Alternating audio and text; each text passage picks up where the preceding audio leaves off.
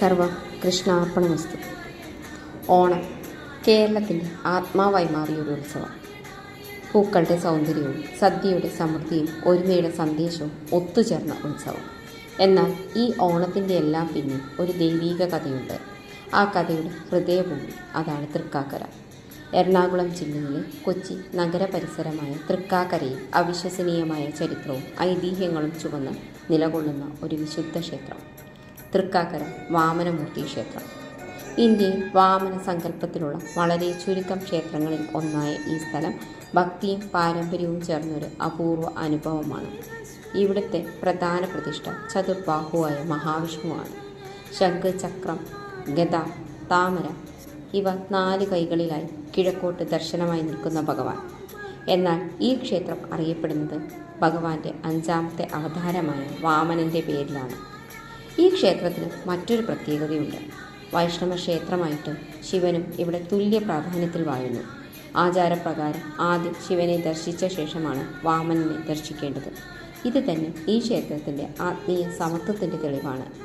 കാലത്തിൻ്റെ അടയാളങ്ങൾ പതിഞ്ഞ താളിയോല ഗ്രന്ഥങ്ങളും ശിലാലിഖിതങ്ങളും ഈ ക്ഷേത്രത്തിൻ്റെ മഹത്വവും ഓണത്തിൻ്റെ ചരിത്രവും നമ്മോട് പറയുന്നു. തൃക്കാക്കര ഒരു ആരാധനാലയം മാത്രമല്ല, ഒരു ചരിത്ര ഗ്രന്ഥം തന്നെയാണ്. ഇവിടുത്തെ മറ്റൊരു പ്രധാന ഉത്സവം തിരുവോണ മഹോത്സവം. അത്തനാളിൽ ആരംഭിച്ച് തിരുവോണത്തിൽ അവസാനിക്കുന്ന 10 ദിവസത്തെ ആഘോഷം. ഓരോ ദിവസവും പൂക്കളം വലുതാകുന്നു. ഭഗവാന്റെ ദശാവതാര ചാർത്ത്, കലാപരിപാടികൾ, ആനയോട്ടങ്ങൾ ഇവയെല്ലാം ചേർന്ന ഒരു മഹോത്സവം. ജാതിപത ഭേദമന്യേ എല്ലാ ജനങ്ങളും ഒന്നിച്ചുകൂടി ഓണസദ്യയിൽ പങ്കെടുക്കുന്ന കാഴ്ച. ഈ ക്ഷേത്രത്തിൻ്റെ ആത്മാവ് വാമനാവതാരത്തിൻ്റെ കഥയിലാണ്. മഹാബലി ഒരു ധർമ്മിഷ്ഠനായ രാജാവ്. അദ്ദേഹത്തിൻ്റെ മഹത്വം ദേവന്മാർക്ക് പോലും ഭയമായി. അപ്പോൾ മഹാവിഷ്ണു വാമനനായി അവതരിച്ചു. ഒരു ചെറിയ ബ്രാഹ്മണ ബാലനായി യാഗശാലയിലെത്തിയ വാമനൻ 3 അടി ഭൂമി ചോദിച്ചു. ആദ്യത്തെ അടിയിൽ ആകാശവും 2ാമത്തെ അടിയിൽ ഭൂമിയും പാതാളവും വളർന്നു. 3ാമത്തെ അടിക്ക് സ്ഥലമില്ലാതെയായപ്പോൾ മഹാബലി തൻ്റെ തല തന്നെ സമർപ്പിച്ചു. ആ സമർപ്പണം, ആ ഭക്തി, ആ വിനയം ഇന്നും ഓർമ്മിക്കപ്പെടുന്നു. തിരുക്കാൽക്കര ഭഗവാന്റെ പാദമുദ്ര പതിഞ്ഞ സ്ഥലം. അതുകൊണ്ടാണ് ഈ സ്ഥലം തൃക്കാക്കര എന്ന പേരിൽ അറിയപ്പെട്ടത്. കപില മഹർഷി ഇവിടെ തപസ് ചെയ്ത് ഭഗവാന്റെ ദർശനം നേടിയതായും ഐതിഹ്യങ്ങൾ പറയുന്നു.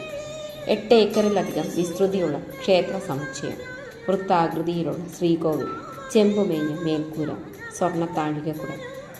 അകത്തളങ്ങളിലെ ചുവർ ചിത്രങ്ങൾ രാമായണവും മഹാഭാരതവും പറയുന്നു. ഗജമസ്തകങ്ങളിൽ താങ്ങിയ നിർമ്മിതി, കേരള ക്ഷേത്ര ശില്പകലയുടെ അത്ഭുതം. പുലർച്ചെ ശംഖനാദത്തോടെ ആരംഭിക്കുന്ന പൂജകൾ, നിർമ്മാല്യ ദർശനം, ഉഷപൂജ, ഉച്ചപൂജ, അത്താഴപൂജ, 3 ശീവേലികൾ, ദീപാരാധന. ഓരോ ചടങ്ങും ഭക്തിയിൽ നിറഞ്ഞ ഒരനുഭവം. മറ്റൊരു പ്രധാന ഉത്സവം മഹാശിവരാത്രിയാണ്. രാത്രിയൊട്ടാകെ നടക്കുന്ന പൂജകളും അഭിഷേകങ്ങളും ഉറക്കമൊഴിഞ്ഞ് ഭക്തർ ഭഗവാനെ ആരാധിക്കുന്ന ഒരു രാത്രി. ആത്മീയതയുടെ ഉച്ചസ്ഥാനം. ഉത്സവത്തിൻ്റെ അവസാനഘട്ടം ആനകളുടെ അകപ്പടിയോടെ ഭഗവാന്റെ ആറാട്ട്, പഞ്ചവാദ്യം, പ്രദക്ഷിണം, നഗരമൊട്ടാകെ ആഘോഷം. ഇതൊരു ഉത്സവമല്ല, ഒരനുഭവമാണ്. ഓണം, മഹാബലി, വാമനൻ ഇവയെല്ലാം ഒന്നായി ചേരുന്ന വിശുദ്ധ സ്ഥലം അതാണ് തൃക്കാക്കര. ഒരു സന്ദർശനം മാത്രം മതിയാകും ജീവിതത്തിൽ മറക്കാനാവാത്ത ഒരു അനുഭവം നിങ്ങൾക്ക് നേടാൻ. ഈ വീഡിയോ നിങ്ങൾക്കിഷ്ടമായെങ്കിൽ ലൈക്ക് ചെയ്യാനും ഷെയർ ചെയ്യാനും മറക്കരുത്. ഇനിയും ഇത്തരത്തിലുള്ള ആത്മീയവും ചരിത്രപരവുമായ വീഡിയോകൾക്കായി ചാനൽ സബ്സ്ക്രൈബ് ചെയ്യുക. സർവം കൃഷ്ണാർപ്പണമസ്തു. നന്ദി.